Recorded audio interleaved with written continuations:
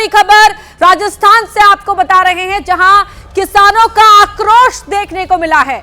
हनुमानगढ़ी में ethanol plant के खिलाफ जारी किसानों का ये आंदोलन बुधवार को उग्र हो गया और महापंचायत के बाद महाबवाल देखने को मिला।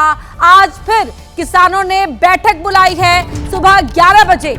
आगे की रणनीति क्या रहेगी, आगे क्या कदम उठाए जाएंगे, इसको लेकर किसान आज मिलकर बैठक करेंगे।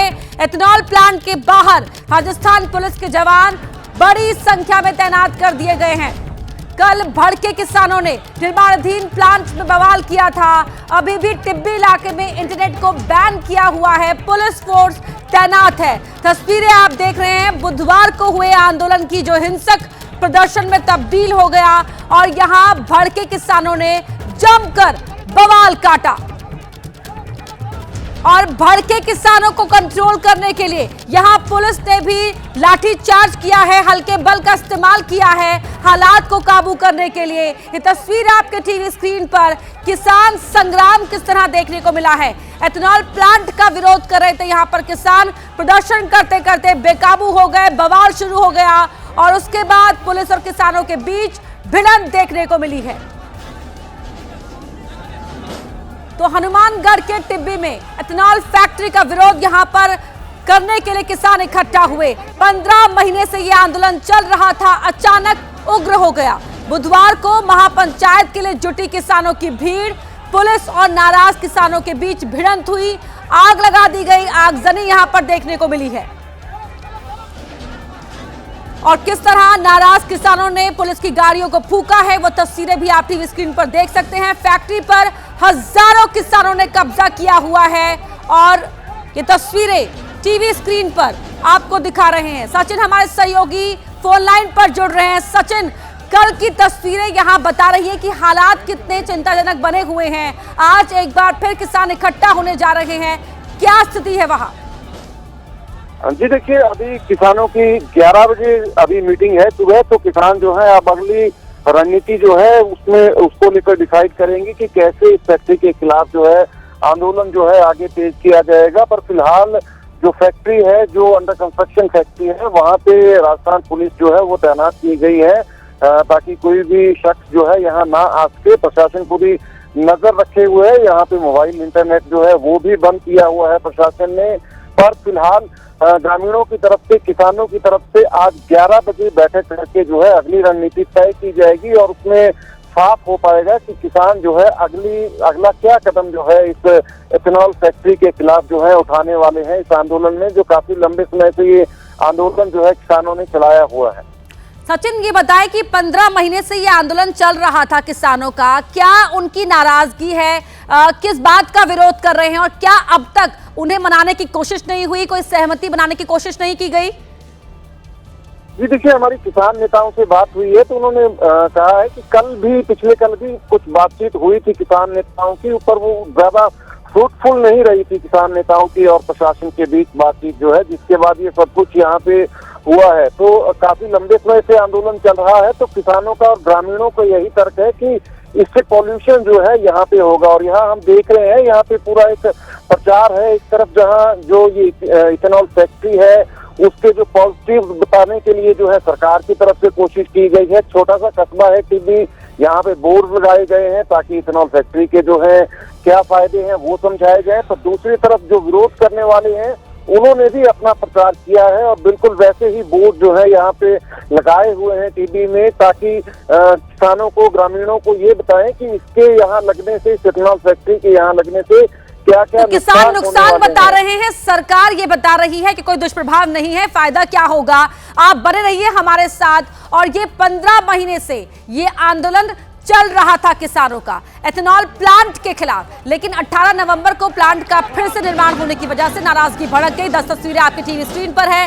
किसानों का ये प्रदर्शन देखने को मिला है, पुलिस के साथ तीखी झड़प हुई है, किसानों की भीड़ ने बैरिकेड तोड़ दिए, ट्रैक्टर से दीवार गिरा दी, पुलिस ने फिर लाठी यहां पर चलाई है, आंसू गैस के गोले दागे, फैक्ट्री में आगजनी यहां पर कर दी गई, जेसीबी को भी फूंक दिया गया। कांग्रेस विधायक इस प्रदर्शन में घायल हो गए, तनाव का माहौल यहां पर बढ़ गया और इसीलिए इंटरनेट को बैन कर दिया गया है। बड़ी संख्या में पुलिस फोर्स का यहां पर डिप्लॉयमेंट देखने को मिल रहा है। 10 तस्वीरें वहां पर किस तरह के हालात बने हुए हैं, क्या स्थिति है, कैसे स्थिति हाथ से बाहर हो गई, ये तस्वीरें बयां कर रही है। जो देखते ही देखते हिंसक हो गया। किसानों के हाथ जो लगा उसे जला डाला, कई गाड़ियों को आग के हवाले कर दिया, जो बचा उसमें तोड़फोड़ की, न कारें छोड़ी न बाइक, और तो और जेसीबी में भी जबरदस्त तोड़फोड़ कर उसे तहस नहस कर डाला। आग लगी तो ठीक नहीं तो कई गाड़ियों को उलट पुलट कर नाले में फेंक दिया। कुल मिलाकर एक सरकारी जीप और 10 गाड़ियां इस आगजनी की भेंट चढ़ गई। किसानों के इस हमले में कई पुलिसकर्मियों को भी चोटें आईं। फिलहाल हालात कंट्रोल में हैं। अतिरिक्त पुलिस बल की तैनाती की गई है। तो जो बवाल देखने को मिला है हनुमानगढ़ में, किसानों के इस बवाल पर बोले हैं एसपी हरिशंकर। किसानों के साथ झड़प में 5 पुलिसकर्मी घायल हुए हैं, 7 लोगों को डिटेन किया गया है, पुलिस कार्रवाई कर रही है। एथेनॉल फैक्ट्री लगने वाली है, संबंध में एक महापंचायत की गई थी। उसके बाद आगे जो महापंचायत में जो लोग शामिल थे, सारे के लोगों ने उस फैक्ट्री की तरफ कूच किया गया। प्रशासन के द्वारा मनाही भी की गई। हम लोग प्रशासन और पुलिस लगातार बातचीत कर रहे थे और बातचीत के बीच में ही और ये लोगों ने कूच किया और कूच के बाद कुछ असामाजिक तत्वों ने वहाँ अंदर तोड़फोड़ भी की है। हमारे द्वारा विधिवत कार्रवाई की जा रही है और जिन्होंने भी कानून तोड़ा है उनके खिलाफ सख्त कार्रवाई की जाएगी। अभी इसमें हमने 7 लोगों को डिटेन किया है और कुछ लोग हैं जो हॉस्पिटल में हैं, उनकी भी देखभाल की जा रही है। अब आपको सिलसिलेवार ढंग से बताते हैं कि आखिर ऐसा क्या हुआ जिससे शांत आंदोलन ने अचानक ही उग्र रूप ले लिया। हालांकि प्रशासन ने ही किसानों को महापंचायत करने की अनुमति दी थी, लेकिन प्रशासन इस बात का अंदाजा नहीं लगा पाया कि महापंचायत में इतनी बड़ी संख्या में किसानों का जुटान हो जाएगा। आज हम कहना चाहते हैं केंद्र और राज्य सरकारों को कि अकेले दिल्ली के लोग पूरा भारत नहीं बनाते। सुबह से ही पहले उग्र भाषण हुए, फिर हजारों किसानों का जत्था उस फैक्ट्री के बाहर पहुंचा जिसका विरोध किया जा रहा था। पुलिस ने बैरिकेडिंग लगाकर उग्र किसानों को रोकने की कोशिश की, लेकिन किसान नहीं माने और वहीं पर झड़प शुरू हो गई। देखते ही देखते भीड़ ने फैक्ट्री पर कब्जा किया और दीवारें तोड़ दी। टिब्बी में होने वाली इस महापंचायत को लेकर प्रशासन पहले से अलर्ट था, लेकिन पुलिस बल नाकाफी था और किसानों की संख्या ज्यादा। दरअसल राठीखेड़ा गांव में करीब 450 करोड़ रुपए की लागत से एशिया की सबसे बड़ी एथेनॉल फैक्ट्री बनाई जा रही है, जिसका ग्रामीण लंबे समय से विरोध कर रहे हैं। फिलहाल इंटरनेट और फोन सेवा अगले आदेश तक बंद कर दी गई है। अब आपको किसानों के आक्रोश और पुलिस के साथ हुई झड़प की ये पूरी कहानी बता देते हैं, क्योंकि ये आंदोलन पिछले साल से चल रहा था जो बुधवार को उग्र हो गया।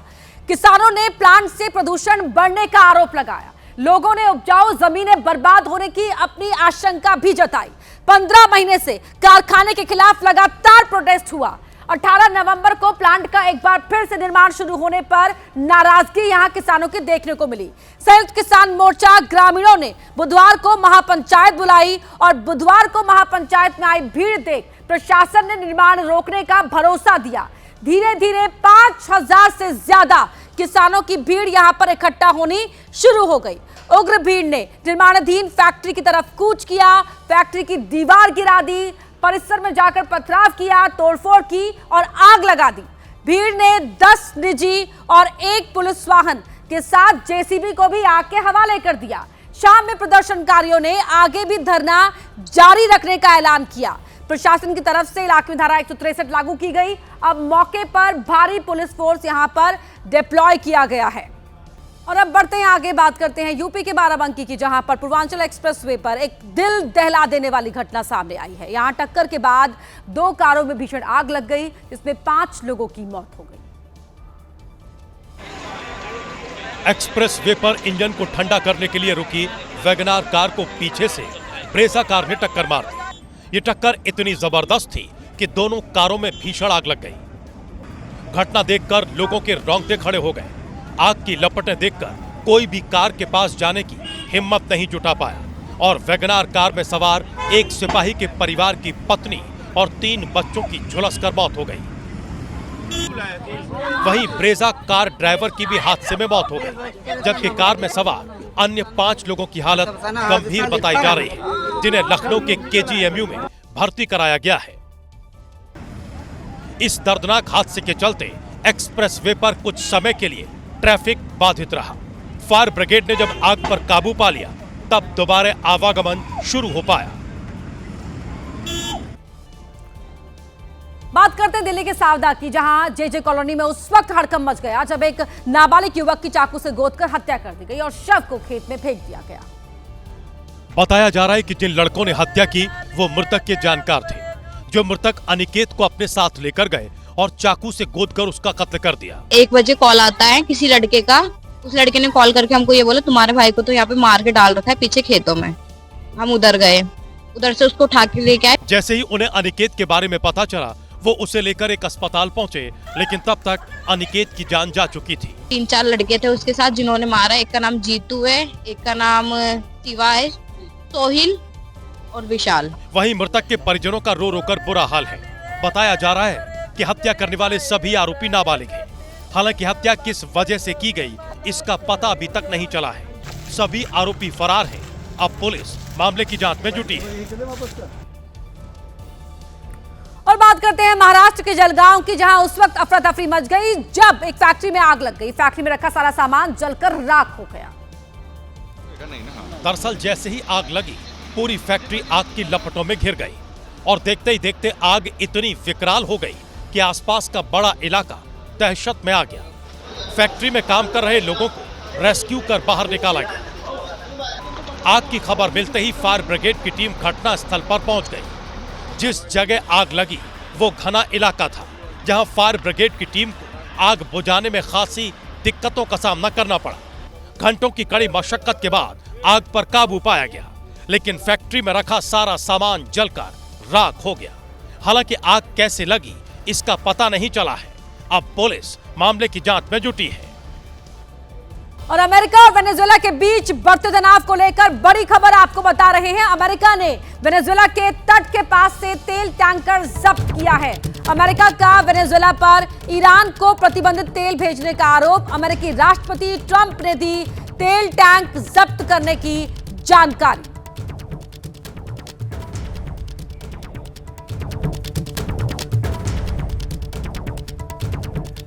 तो अमेरिका और वेनेजुएला के बीच बढ़ते तनाव को लेकर यह बड़ी खबर। ऑयल टैंकर जब्त किया गया है। खुद अमेरिका ने इस बात की जानकारी दी है। अमेरिकी सेना ने वेनेजुएला के तट के पास ये ऑयल टैंकर जब्त करते हुए ये लाइव वीडियो जो शेयर किया गया है, वो आप इस तस्वीरों में देख सकते हैं। किस तरह से ऑयल टैंकर को जब्त किया गया अमेरिकी सेना की ओर से, वो नजर आ रहा है इस लाइव वीडियो में। प्लेन से फाइटर्स उतरते हुए। गोवा अग्निकांड में गिरफ्तार आरोपी अजय गुप्ता से जुड़ी हुई बड़ी खबर आपको बता रहे हैं। अजय गुप्ता को दिल्ली से गोवा के अंजना पुलिस स्टेशन ले जाया गया।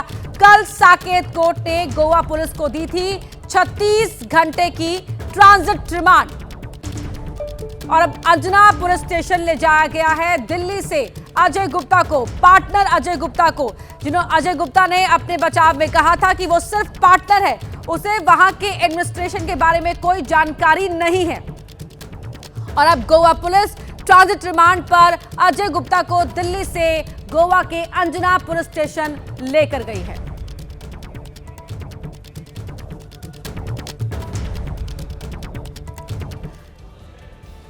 तो गोवा के अरपोरा इलाके के नाइट क्लब में लगी भयानक आग की जांच तेज हो गई है। इस बीच जांच के दौरान बड़े खुलासे हुए। इन खुलासों का जिक्र पुलिस की एफआईआर में भी है, जिसके मुताबिक बर्ज बाय रोमियो लेन क्लब में हुए भयानक अग्निकांड को रोका जा सकता था अगर क्लब के मालिकों और बाकी मैनेजमेंट ने सुरक्षा नियमों का जरा भी पालन किया होता। पुलिस में दर्ज एफआईआर के मुताबिक नाइट क्लब में आग बुझाने के बेसिक उपकरण भी नहीं थे। क्लब में फायर सेफ्टी अलार्म भी नहीं था। बिना सुरक्षा उपकरणों के फायर शो किया गया। क्लब में कोई इमरजेंसी एग्जिट नहीं था। इमरजेंसी एग्जिट नहीं होने की वजह से लोग अंदर ही फंस गए थे। रिकॉर्ड में नाइट क्लब में फायर ऑडिट की जानकारी भी नहीं। में आज तक 6 लोगों को अरेस्ट किया है और बाकी जिन को अरेस्ट करना है तो गवर्नमेंट लेवल पे हमारे होम पुलिस डिपार्टमेंट अरेस्ट करेंगे।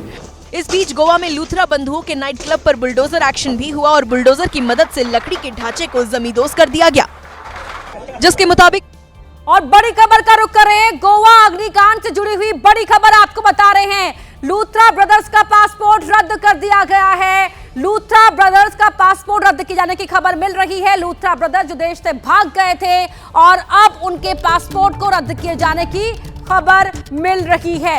इससे पहले अजय गुप्ता को ट्रांजिट रिमांड पर लाया गया, लेकिन ये बड़ी खबर, गौरव लूथरा, सौरभ लूथरा दोनों ही भाइयों का पासपोर्ट रद्द कर दिया गया है। जहां उनकी अग्रिम जमानत पर आज सुनवाई होनी है, लेकिन ये मुश्किलें बढ़ाते हुए लूथरा भाइयों का पासपोर्ट रद्द किए जाने की खबर मिल रही है, जो भाग गए थे देश से।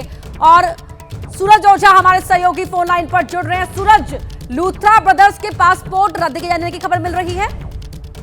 जी बिल्कुल, देखिए जब से ये गोवा का इंसिडेंट हुआ उसके बाद लूथरा ब्रदर्स फुकेट भाग गए थे। उनके ऊपर ब्लू कॉर्नर नोटिस तक जारी किया गया था। लगातार पुलिस उनसे संपर्क करने की कोशिश कर रही थी। उनके घर पर जाकर नोटिस भी स्टिक करके गोवा पुलिस आई थी। मीनवाइल गोवा सरकार ने सख्त एक्शन लेते हुए फिलहाल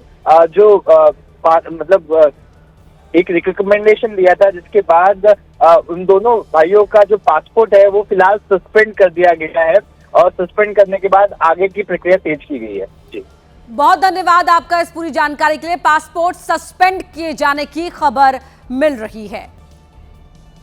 यूपी के बिजनौर में हाईवे पर सड़क पार करते हुए अचानक गुलदार दिखने से राहगीर सहम गए। सड़क पार करते हुए गुलदार का सीसीटीवी फुटेज भी सामने आया है। रात का सन्नाटा है। कार ड्राइवर सड़क पर आराम से कार को ड्राइव कर रहा है। अचानक कार के सामने से एक गुलदार तेजी से गुजरता है। कार का ड्राइवर कुछ समझ पाता इससे पहले ही वो गुलदार तेजी के साथ सड़क को पार कर गया। कार का ड्राइवर सहम गया और उसने इस घटना की जानकारी बाद में दूसरे लोगों को दी। यह घटना थाना अफजलगढ़ के आसिफाबाद इलाके की बताई जा रही है और इसका सीसीटीवी वीडियो भी सामने आ गया है। छत्तीसगढ़ के बिलासपुर में एक महीने पहले हुई युवक की हत्या के मामले में पुलिस ने खुलासा कर दिया। साथ ही हत्या के आरोप में 2 आरोपियों को गिरफ्तार भी कर लिया गया। दरअसल बिलासपुर के सिरगिट्टी थाना क्षेत्र में एक महीने पहले बस स्टैंड के पास एक अधजली युवक की लाश मिली थी। जांच रिपोर्ट आने के बाद शव की शिनाख्त हो पाई। तब पता चला कि मृतक सोनभद्र का रहने वाला था, जो बिलासपुर में ड्राइवरी का काम करता था। के पीछे एक अधजला डेड बॉडी मिला था। पुलिस के सामने जो चुनौती थी वो अज्ञात शव का पहचान करना था। तो पुलिस ने तकनीकी आधार पे, मोबाइल फोन के आधार पे मृतक की पहचान सिर्फ और सिर्फ तकनीकी आधार पे। मामले में पुलिस ने खुलासा किया कि युवक की हत्या शराब के नशे में विवाद के बाद की गई।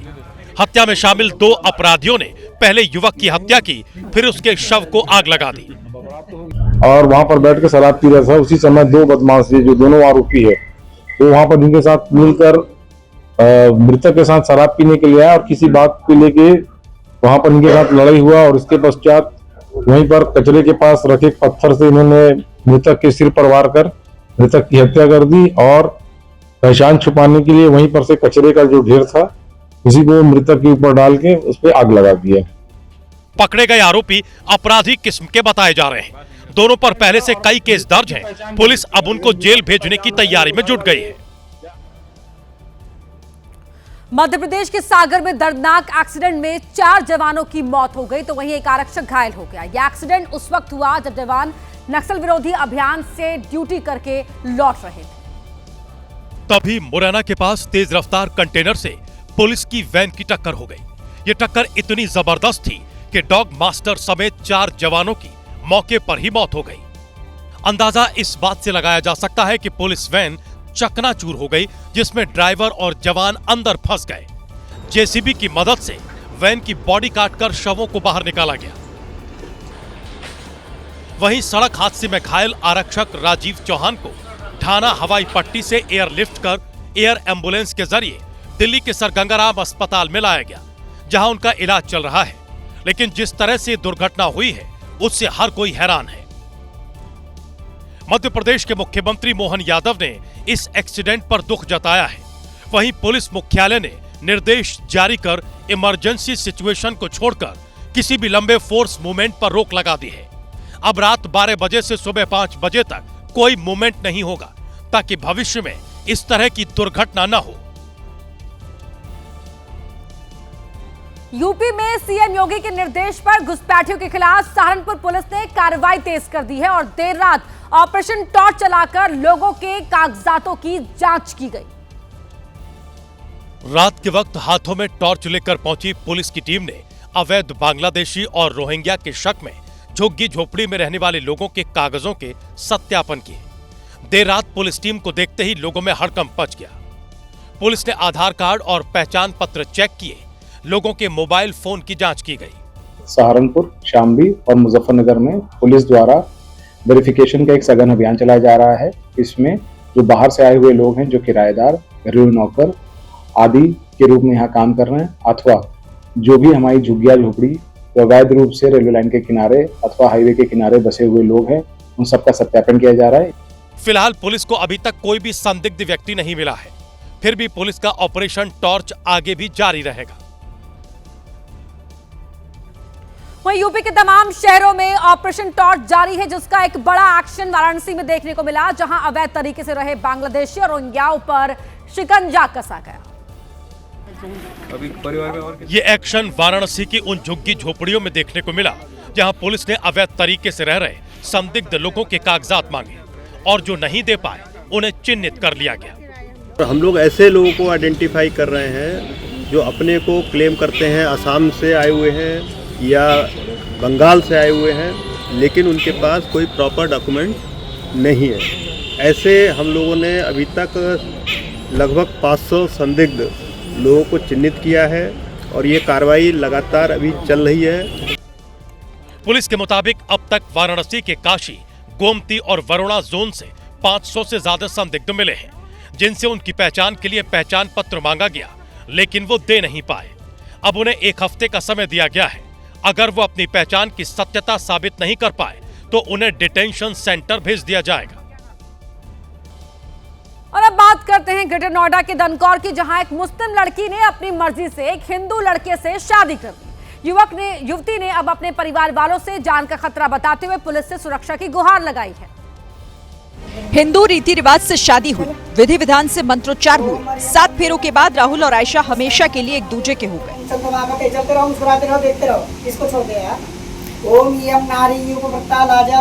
शादी के बाद दोनों ने एक वीडियो भी बनाया जिसमें आयशा कह रही है कि उसने अपनी मर्जी से शादी की। इनका नाम राहुल है, मैंने इनसे अपनी मर्जी से शादी करी है।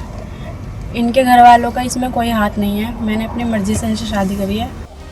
आयशा का ये भी कहना है कि परिजन इस रिश्ते से नाराज हैं और उसे और उसके पति को जान का खतरा है। लगातार मिल रही धमकियों से दोनों दहशत में हैं।